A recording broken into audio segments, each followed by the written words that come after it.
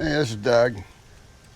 Today is November the 4th. It's a couple days since I got back from the DeLand Falls Spider Rally in DeLand, Florida. And I'm a little bit overdue for an oil change on my cycle. I change oil every 5,000 miles just because it's cheap insurance. I've already warmed up the RT, took it out for a ride. I'll warm it up a little bit more and idle it before we get started. I've already got it up on ramps and I got it leveled up, the back tire up on blocks. Here is pretty much everything you're going to need to do your oil change. I use the XPS oil change kit. I'm not going to debate the difference between the XPS and piecing it out and AMS oil or anything else. You use what you want to use. This is what I use. You're going to need some kind of bucket to drain your oil into. The deeper the better, actually, because for some reason it will splatter. It's going to make a mess. You need a funnel. A long reach funnel will probably work better. Some brake clean paper towels, torque wrench, ratchet, a 6mm Allen head socket. I use a long reach because it's easier to get to. A T45 socket and extension, 36mm socket, and I got I'll use a push pin removal tool because I'm going to take a little panel off underneath. You don't have to, but it makes it easier and less of a chance of making a mess. And some rubber gloves.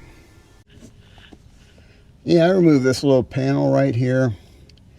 You don't have to. You can stuff rags up in here to keep oil from draining down onto here.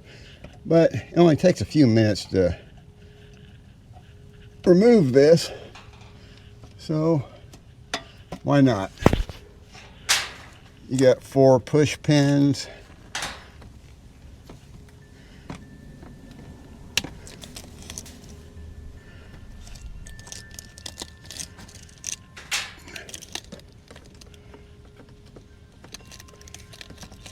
Just pop them out.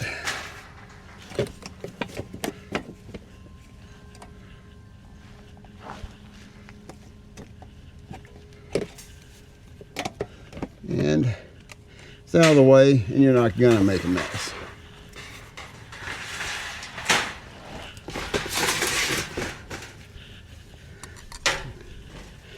Okay, for this drain plug, I would recommend going slowly. For some reason, this will splatter. And make sure you get your socket all the way in there so you don't strip it out. A lot of people replace them with the aftermarket. I haven't done that. Maybe I will one day.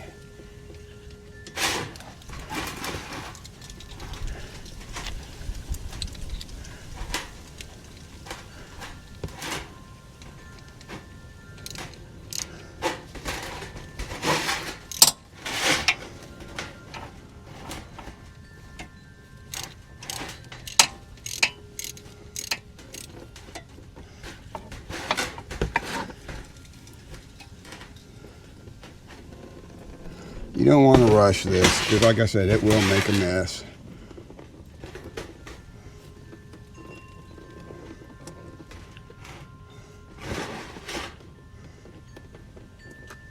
And I have removed the dipstick to take away any kind of vacuum issues you might have in the crankcase.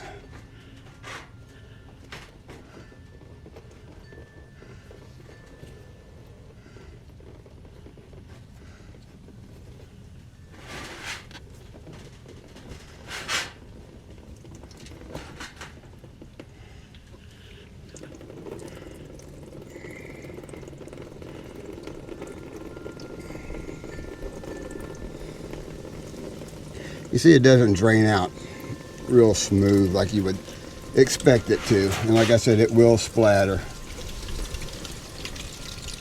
A little bit of wind we're having isn't helping any either.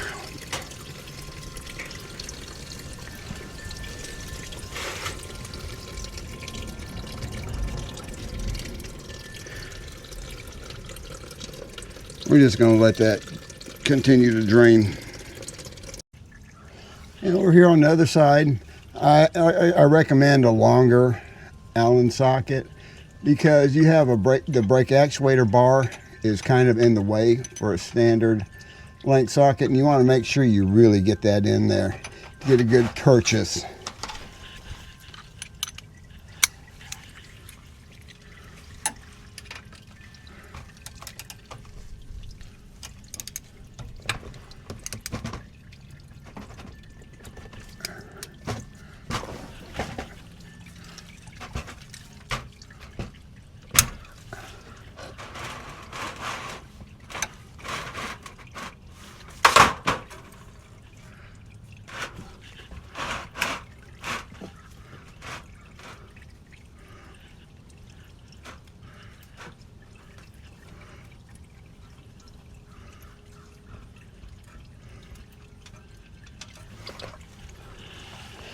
You're not going to get a whole lot of drainage out of this other side. And one thing about the drain plug here, it is magnetic. You want to take a look at it. Make sure you're not getting a bunch of garbage on it. And this one's fairly clean. It always has been except for the first one. The first oil change.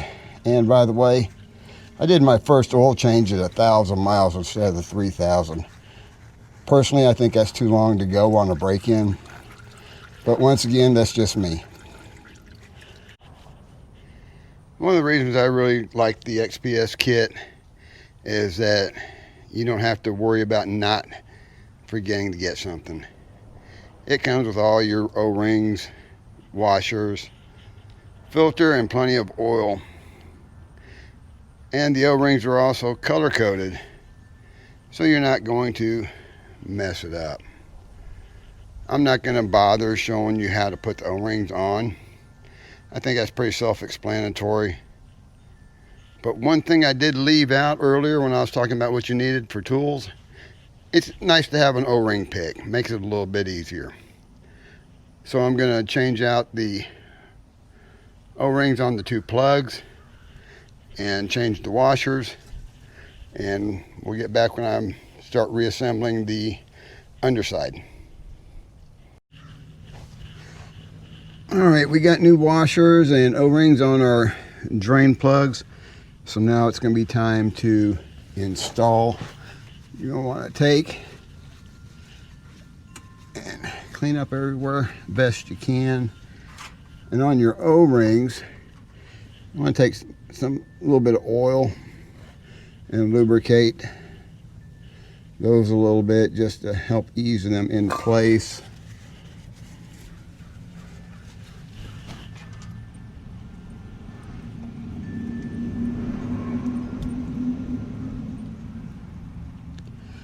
Alright. Okay, the torque spec on these is for this side, the left side. It is 21 foot-pounds plus or minus 1. And on the HCM side, the right side, it's 15 plus or minus 1. So, you're going to want to take your torque wrench and set it for your torque spec.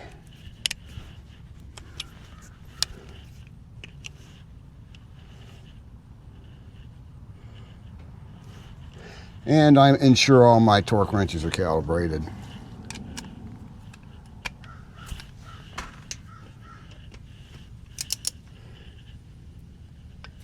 Okay, there's not a lot that you're not going to tighten these a whole lot, so it's a good idea to use your torque wrench.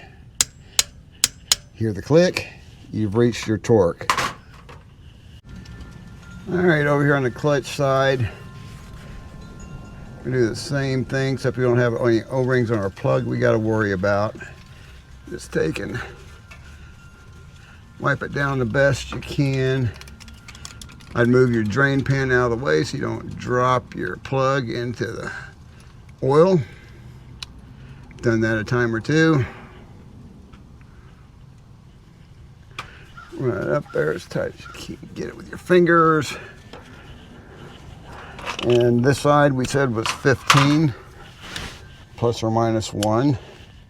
So we're going to drop this down to 15 foot-pounds.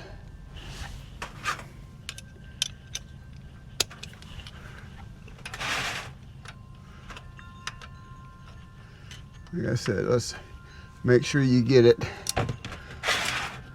all the way in.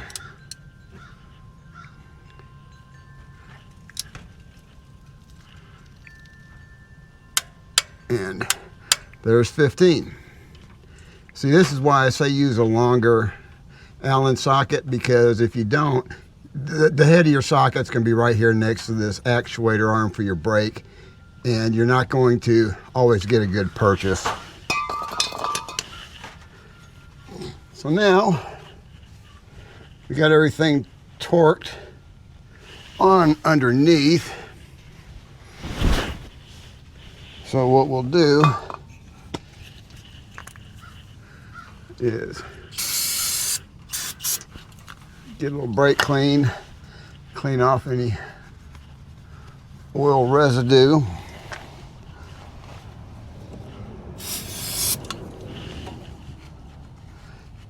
And that way, when you warm it up to check it for leaks after you're done, you're not going to go, oh, was that oil I didn't clean up, or is it leaking? This way you know if you see any oil, you got an issue. I'm not going to put the covers or anything back on at this point either. All right, we're pretty much done underneath right now. So now we got to concentrate on getting the oil filter itself out. What you're going to need to do is pull this panel off, and it just pops off. Set it to the side so you don't mess it up. And you're going to have to work around your brake reservoir. So there's a little clip right here you need to pull out, and that allows you to be able to lift your brake cylinder, your master cylinder out for your brakes. And you got to pull these sensors out and move them out of the way. It's kind of tough doing this and holding the camera at the same time. So now you can access your oil filter. I believe the instructions say you need to pull this panel off also to make it easier, but you can get to it without doing that. You just got to make sure you cover all your tracks and put rags down so you don't make a mess. I've already broke the oil filter cap loose because I couldn't do it and hold the camera at the same time. So we'll just remove the oil filter cap.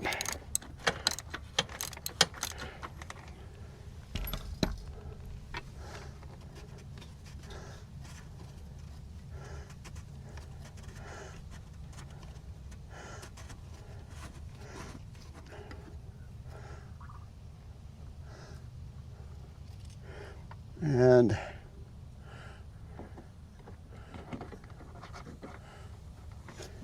get that out of the way. Let's go grab some more rags.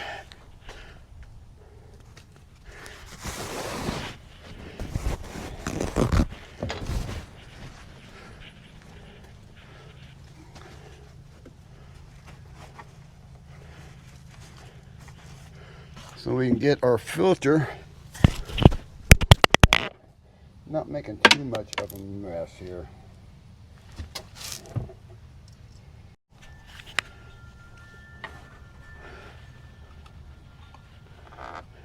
Filter will just pull out. It's going to be a fairly snug. Tap off as much as you can. And there we go. Not too much of a mess at all. Okay, on our oil filter cap in assembly, we're going to have 3 O-rings we're going to be changing out. And if you need to pay good attention, because these look like they're the same size, but they're not. The smaller one is slightly smaller and I think a little thinner, goes on the very end. That one goes in the middle, and this is for the seal for your cap itself. I'm going to get those pulled off and the new ones installed, and I'll be right back. Alright, I've got our O-rings, the old ones removed, new ones installed. When you put in this upper one on the oil cap itself, make sure you don't get it in the grooves of the threads. There's a solid ring engraved up toward the top, and that's where you want to put this O-ring. I don't think there's a right way or a wrong way to put in this filter, but the initial oil change, the writing was on top of the filter, so that's what I use as a gauge. So you're just going to slide, put that in, and you're going to feel it. Once you push it, it's going to get a little bit of a purchase.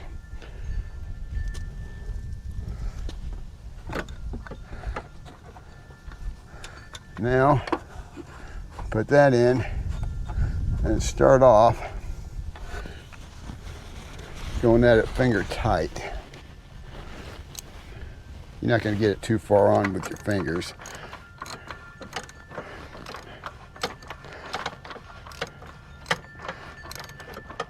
I guess you could cross thread this, but you're going to have to try real hard to do it. But when you get to the point where the O-ring on the upper O-ring starts to get a seat, it's going to get a little bit tougher. Okay, now you're going to feel it get its purchase.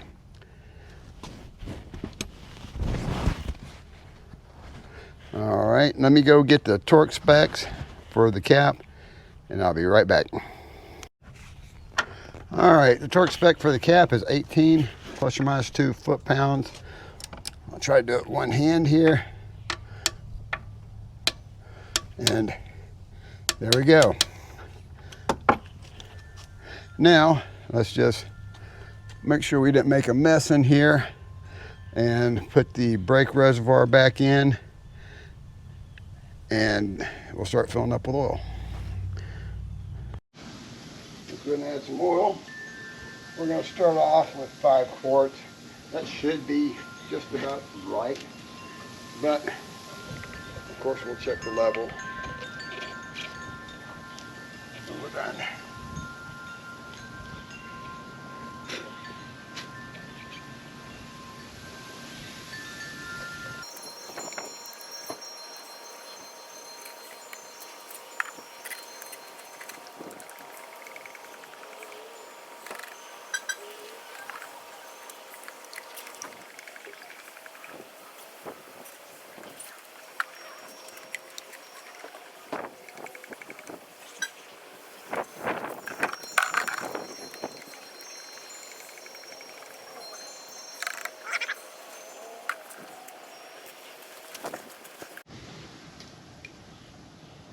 All right, let's start up and check for leaks, make sure oil pressure is good.